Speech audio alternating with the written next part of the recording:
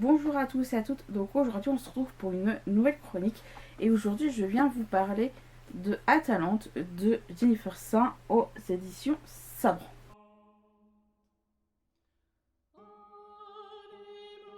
Alors ce livre, pour vous la faire courte, il va tout simplement parler en grande partie du mythe de Jason et la Toison d'Or, mais du point de vue d'Atalante. Mais on va également suivre Atalante de son enfant jusqu'à bien plus tard après le mythe de la Toison d'Or.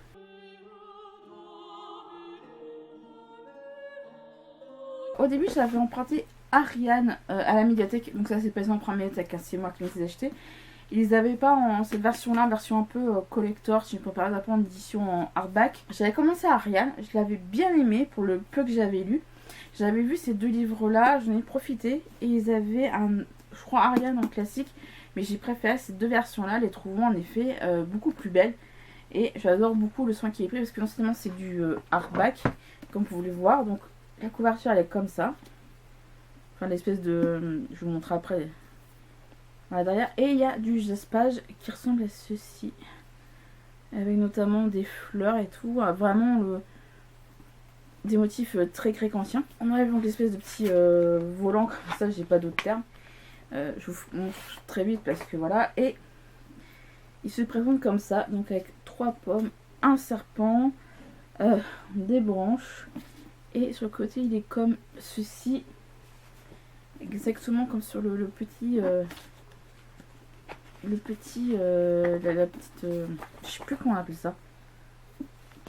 Sauf que là, on est plus sur des teintes un peu bronze. Un bronze un peu égout. Mais là, ça reflète mieux. Surtout le titre qui est en blanc. Ici, qui n'est pas le cas là. Et à l'intérieur, pour les deux cas, il se présente comme ça. Voilà, une représentation d'Atalante pour le coup. Même si on dirait Artemis, mais parce que c'est un lien. Faut savoir que Atalante a en fait été abandonnée, je crois, juste après la naissance, parce que c'était une fille par son père. Elle était censée mourir. Elle est recueillie à la base par des ours. Et après, elle est recueillie par Artemis, déesse de la chasse, si j'ai pas de bêtises. Je crois qu'elle doit avoir d'autres choses, Artemis, dans son CV, mais j'ai plus les trucs en tête. Et donc après, c'est sur ordre d'Artemis que Atalante va rejoindre donc les Argonautes et Jason à leur tête pour aller chercher la fameuse Toison d'Or.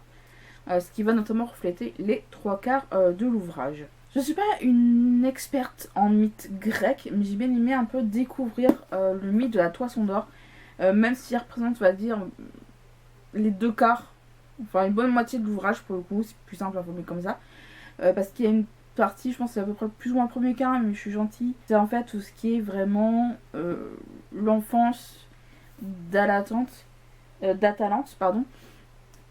Tout ce qui est vraiment son enfance, le fait qu'elle vive avec les nymphes et Artémis, qu'elle ait été éduquée par Artémis, etc. C'était vraiment chouette de découvrir vraiment ce point-là également, de découvrir ce mythe de Jason et de la Toison d'Or, mais vu différemment.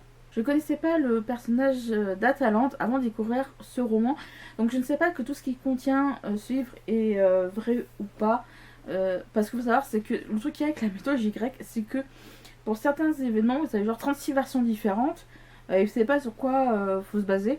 Je pense que Jennifer Saint s'est quand même basée sur les vrais mythes grecs pour écrire ce roman et tout ce qui a touché à Atalante. Mais je ne peux pas vous dire précisément lesquels. Est-ce qu'il y a des choses qu'elle a modifiées ou pas, je ne sais pas du tout.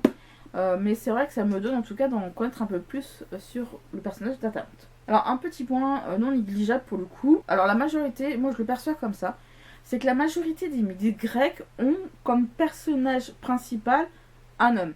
Leur personnage principal est de sexe masculin, tandis que là, pour le coup, le personnage principal n'est pas un homme, mais une femme qui, en plus de ça, dans les récits peut-être d'origine, est un personnage qui est purement secondaire. Là, c'est une femme qui a été mise en avant, hein, girl power un peu, mais j'ai beaucoup aimé qu'une femme soit mise davantage en avant, surtout dans le cas du monde grec.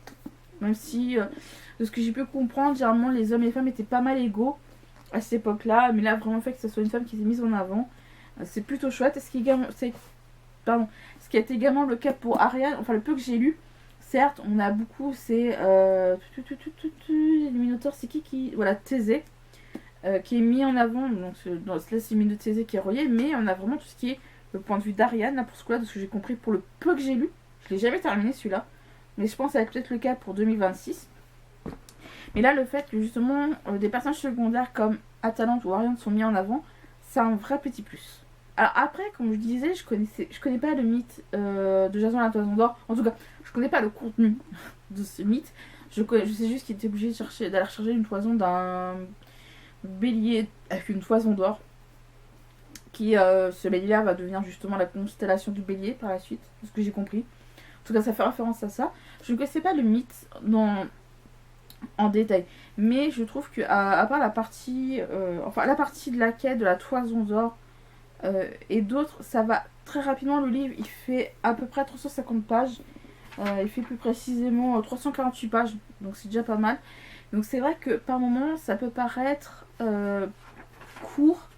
Il y a des moments où ça passe très vite. On a l'impression peut-être que de survoler le mythe de Jason de la Toison d'Or. Mais j'ai bien aimé quand même que ça s'enchaîne assez rapidement parce que c'est pas ennuyeux et c'est qui est pas mal de vraiment vivre un long voyage pour le coup. Même s'il dure des mois, des années, je connais pas le mythe de base. Hein. On a beaucoup voyagé un peu dans tout ce qui est la Grèce et les différentes îles. On croise, pardon, je vais y arriver. Les Argonautes, on a donc Jason. On croise le personnage d'Héraclès, donc c'est bien, c'est Héraclès, c'est pas Hercule. On a d'autres, qui sont des demi-dieux autres, d'autres demi-dieux notamment, je pense à Castor et Pollux, les fameux jumeaux. Donc il n'y a que l'un des deux qui est demi-dieu, ce qui n'est pas le cas de l'autre. On a Orphée, voilà, le fameux musicien qui est allé jusqu'à vouloir récupérer sa femme aux enfers et qui n'a pas réussi. Là j'ai beaucoup aimé tout ce petit mélange, vraiment le folklore, tout ce qui est vraiment les mythes anciens, mais qui a été mis en avant du point de vue d'une femme et pas d'un homme. J'aurais pu en dire plus, ça c'est vrai, mais je ne voulais pas... J'avais pas d'autres trucs à dire, c'est pour ça que la vidéo va te faire assez courte également comme la précédente.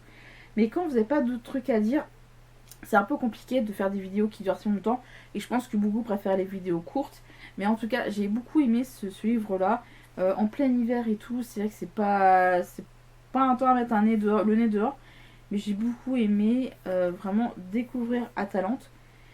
C'était vraiment super. Et franchement, les détails sur la couverture. Non, c'est vachement top. Franchement, des beaux ouvrages comme ça fait toujours plaisir. J'hésite à vous faire des vidéos sur les beaux livres que j'ai. Parce que bon, j'en ai déjà pas mal. Mais à voir. Mais en tout cas, j'ai beaucoup aimé ce petit livre. Il est très court par rapport à Ariane. Ça se voit, je pense. Mais en tout cas, c'est un livre que je peux vous conseiller si vous aimez un peu la mythologie grecque. Et que voilà, vous avez peut-être envie d'en apprendre plus sur certains mythes. Mais du point de vue des femmes cette fois-ci.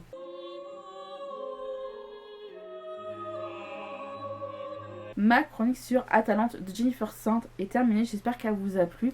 N'hésitez pas à me dire si vous tente ou pas. Et sur ce, je vous dis donc à la prochaine.